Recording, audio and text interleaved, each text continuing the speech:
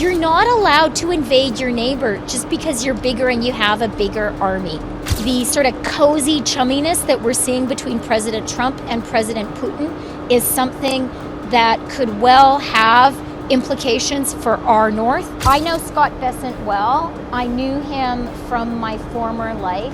We will never give in to economic coercion. This is not the first time we've faced tariffs on our steel.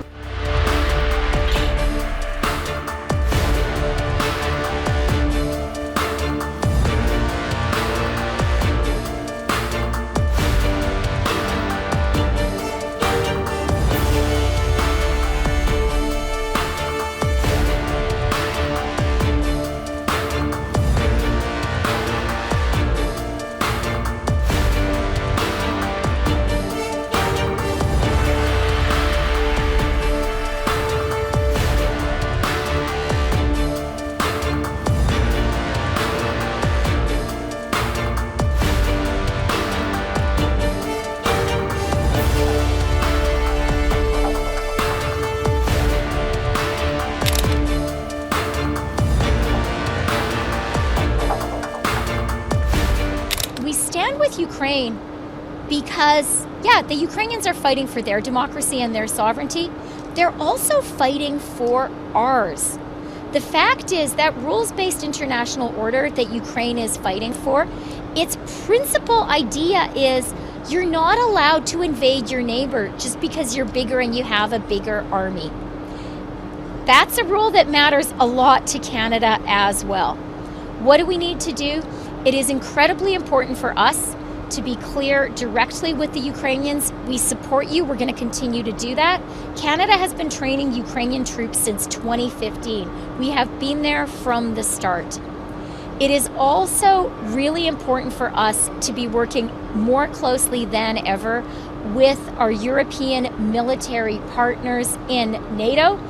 We need a new security partnership with the Europeans, with the UK, with Norway to support Ukraine and to defend our own security as well.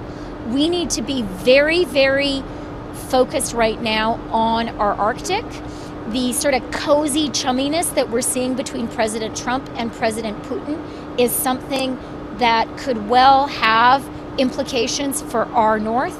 And so we need to step up Canada's presence, work with our NATO partners to fight for Ukraine and to ensure our own security as well. And let me underscore the particular importance that our allies with nuclear capacity in Europe have for us, France and the UK.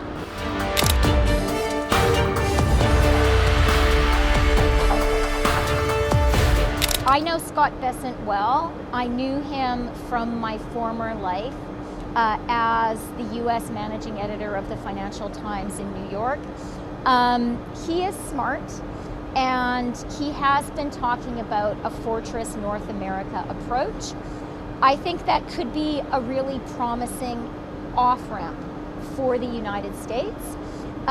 You're quite right in your question to point out that Canada has recognized prior to the election, under my lead as finance minister, that Chinese overcapacity harms Canada. That China has an intentional policy in steel, in other sectors of overcapacity to hollow out our industries. That hurts Canadian workers and the Canadian economy. And that is why in the fall, Canada did match U.S. tariffs on car parts, on steel, and on aluminum, because it was the right thing for our economy and the right thing for our workers.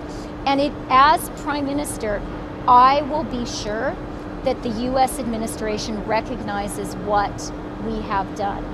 Now, what I believe Secretary Bessent was talking about is a policy of working together going forward. And working together so that the economies of North America, Canada, the US, and Mexico could act as a united front when it comes to Chinese overcapacity. From my perspective, that could make a lot of sense. Chinese overcapacity is an issue we've recognized in the past and something I would act on. And having a shared North American response would secure the shared economic perimeter of the NAFTA countries. But it is going to be very important for us to make clear to our American partners that that kind of an approach only works for Canada if America is acting in partnership with us. We can be their best friend in the world. That is historically what Canada has been.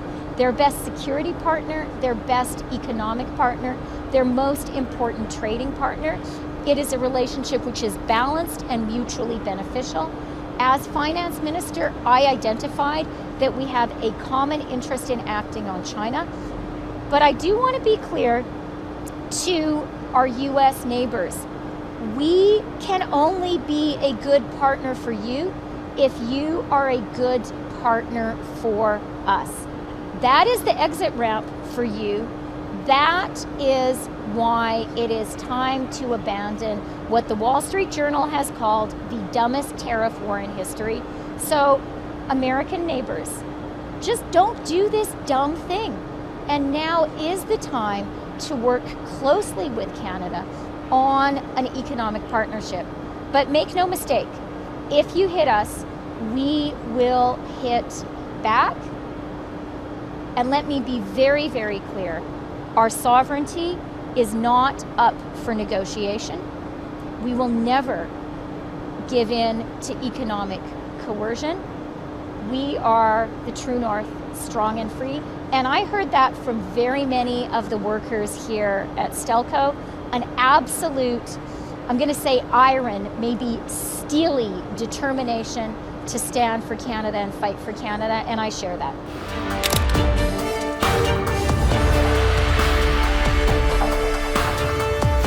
We will win this. This is not the first time we've faced tariffs on our steel. It happened in 2018. Our response was strong, dollar for dollar retaliation. And if we are united, strong, and smart, which under my leadership as Prime Minister, we sure will be, we will get through this and we will get back to a balanced, mutually beneficial relationship with the U.S. Today is the day to be driving that message home with our American partners, to get people in the U.S. to be calling up the White House and saying, this is a really dumb idea. Don't do this. There is no reason to have a trade war with Canada. So that is job one, is to fight, fight, fight, and not to give up. If the U.S. does go ahead with this colossally stupid, self-mutilating plan to impose tariffs on Canada, then we need to be resolute in our response, dollar for dollar retaliation, surgical, targeted, exerting the maximum pain so that the tariffs are lifted as soon as possible.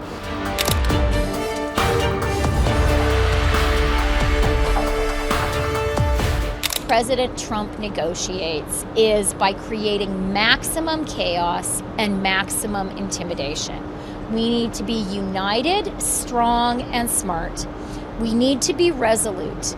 We need to recognize that with this White House, weakness is a provocation and capitulation is not a negotiating strategy. So let me be very clear with our American neighbors. If you hit us, we will hit back. Our retaliation will be dollar for dollar, and it is going to really hurt because Canada has leverage. We are the largest market for the US.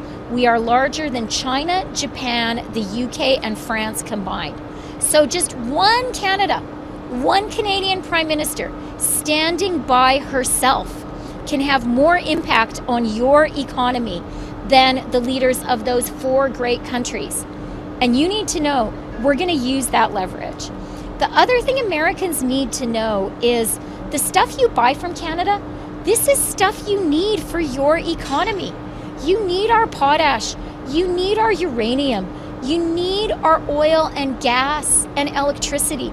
And if you put tariffs on our exports to you, The only impact is going to be higher prices at the checkout counter in the grocery store, higher prices when Americans fill their cars up with gas, and Americans are going to lose their jobs. American businesses are going to go broke. So this tariff war is a really dumb idea. We have a relationship which is balanced and mutually beneficial. And the best thing for the U.S. to do right now is to get to an exit ramp, to get back to the relationship we have right now, which is good for both countries.